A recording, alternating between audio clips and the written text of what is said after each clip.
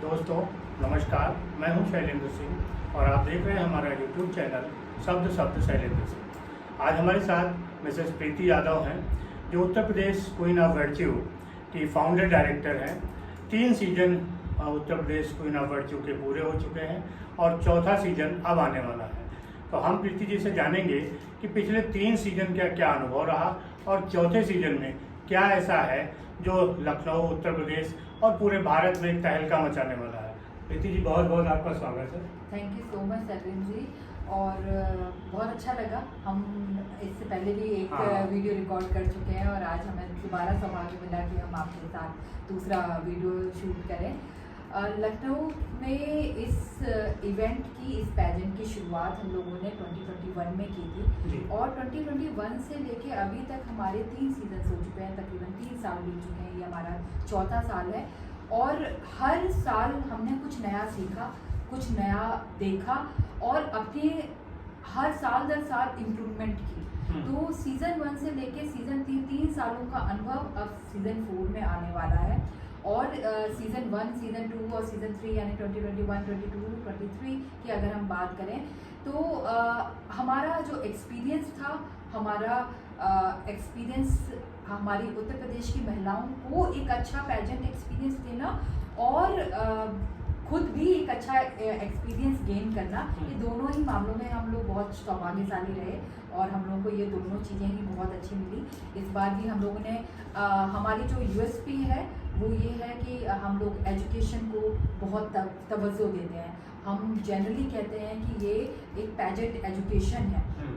तो pageant education इसलिए है कि ये सिर्फ ये इवेंट ये नहीं है कि हमने कुछ लोगों को बुलाया, उनको थोड़ी सी ट्रेनिंग दी, उनको रैंप पे चलवाया और कहानी ख़त्म हो गई। हमारा एक लंबा प्रोसेस है। एक आप कह सकते हैं कि मैं ऐसे एक ऑर्गेनाइजेशन, एक कम्युनिटी का भी नाम दे सकती हूँ और मेरी पूरी उम्मीद होती है कि जो लोग इसके साथ जुड़ रहे हैं वो अच्छे से अच्छा सीख के जाएँ।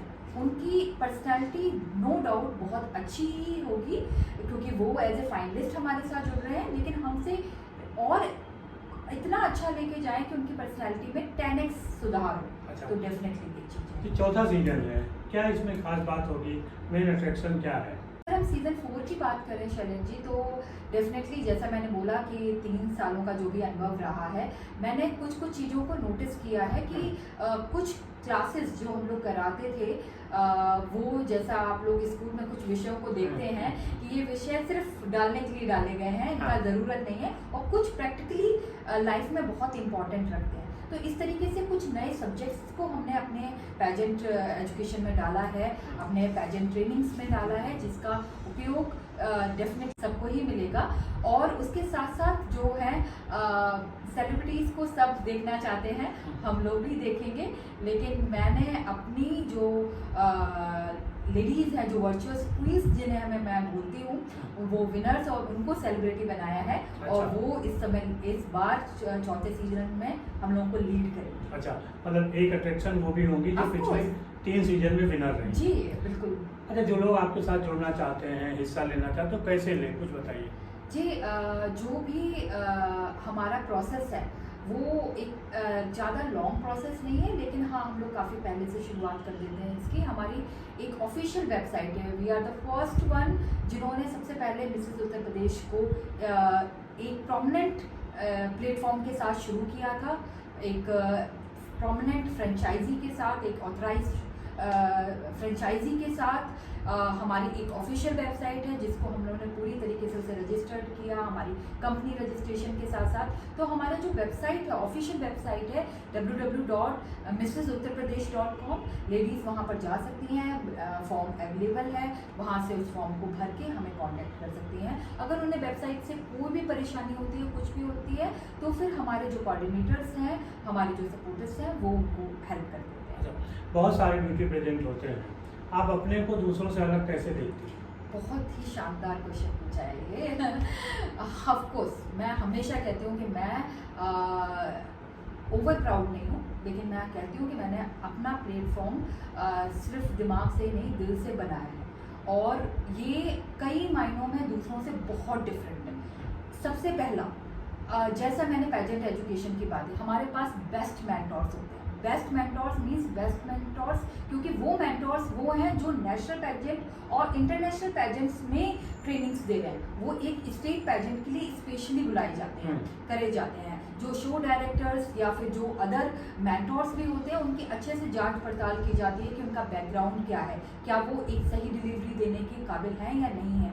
हमारी पूरी कोशिश होती है कि हमारे लिए ये सिर्फ एक इवेंट नहीं है कि बस हमने एक इस 4 दिन कुछ लेडीज़ को बुलाया, उन्हें होटल में अच्छी सी ट्रीट दी, उन्हें फिनाले कराया, क्राउनिंग कराई एंड दैट्स इट। मेरा काम उनके साथ बात तक चलता है। आपने हमेशा देखा हुआ है कि हम उनके साथ लगे रहते हैं। जो भी ब्रांड्स हैं उन्हें काम मिले, उन्हें पहचान मिले और वो सेलिब्रिटी बन के निकले। तो डेफिनेटली मुझे लगता है कि मैं अपने इस प्रोजेक्ट पे, अपने इस इवेंट पे जितनी शिद्दत के साथ मेहनत करती हूँ, जैसे शाहरुख खान का एक डायलॉग था कि लोग कुछ बनने तक तो बहुत मेहनत करते हैं लेकिन बनने के बाद भूल जाते हैं कि बनने के बाद भी आज तक मैं उतनी ही मेहनत कर रही हूँ जितनी कि 2021 में शुरुआत में की थी मैंने। मिसेज उत्तर प्रदेश से जो सफ़र शुरू होता है, या आगे मिसेज इंडिया यूनिवर्स कहाँ तक जाता है?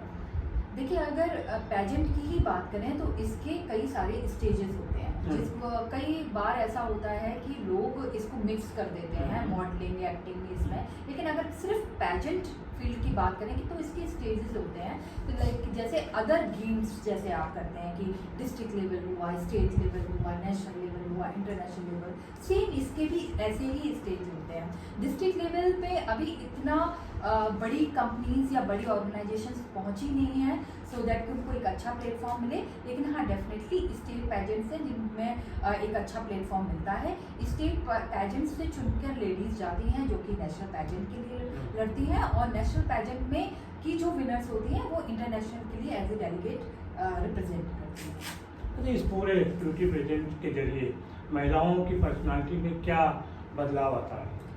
मुझे लगता है मैं इसको ऐसे डिफाइन कर सकती हूँ कि खुद मुझ में बहुत बदलाव आया है। मैं दूसरों की क्या बात करूँ, मुझे ऐसा लगता है कि 2018 या 2020 या जब मैंने अपने पैजेंट में पार्टिसिपेट किया, मैं जैसी थी उससे बहुत अलग बन गई।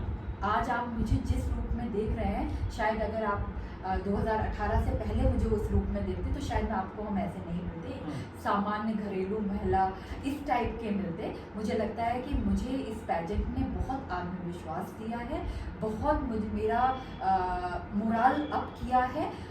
मुझे लगता है कि मैं अपनी जैसी 100 और महिलाओं को खड़ी करने की काबिलियत दी है। तो एक पैजेंट में इतनी पावर है जिसका यूज़ सारे लोग कर सकते हैं। एक ग्लैमर की फील्ड है ये प्रेजेंट। जो घरेलू महिलाएं हैं और ख़ासतौर से उनका जो परिवार है वो उसको कैसे लेता है, क्या मुश्किलें आती हैं? ऑफ कोर्स ये ग्लैमर की फील्ड है, लेकिन ये ग्लैमर के साथ एक एजुकेशन की भी फील्ड है, एक फेम की भी फील्ड है।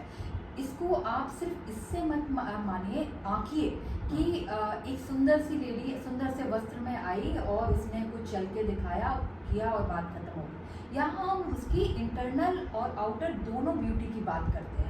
तो उसकी जब हम इंटरनल, आप बड़े से बड़े फैमिला मिस इंडिया, मैंने बहुत सारे फैमिला मिस इंडियाज़ के साथ काम किया हुआ है, और अगर आप उनकी ग्रूमिंग देखें तो वो बहुत ही डाउन टू अर्थ होती है। तो मुझे लगता है कि पैजेंट ना वो करके देता है, एक लेडी की जो इनर ब्यूटी है और आउटर ब्यूटी को एक साथ मिला के जो समागम निकलता है, मुझे लगता है कि वो उससे जो परिवार है उन्हें प्राउड फील होना चाहिए इंस्टीड ऑफ डरने के। और अगर ऐसा कुछ भी है तो प्लीज़ एक बार आइएगा, मिलिएगा। काश हो सकता है कि हमारे साथ जुड़ के और हमारे साथ एक इवेंट करने के बाद उनका ये डर भी खत्म हो जाए। तो बहुत शुक्रिया thank you so much Shailendra ji. और दोस्तों आपका भी बहुत शुक्रिया कि आप इतने लंबे समय तक हम लोग देखते हैं। Mrs Uttar Pradesh queen of virtue के साथ जुड़िए। 4था सीजन है, कुछ हंगामेदार प्रीति जी लेके आइए, हाँ जी बिल्कुल, देखते हैं क्या होगा। हाँ जी बिल्कुल। Thank you. Thank you.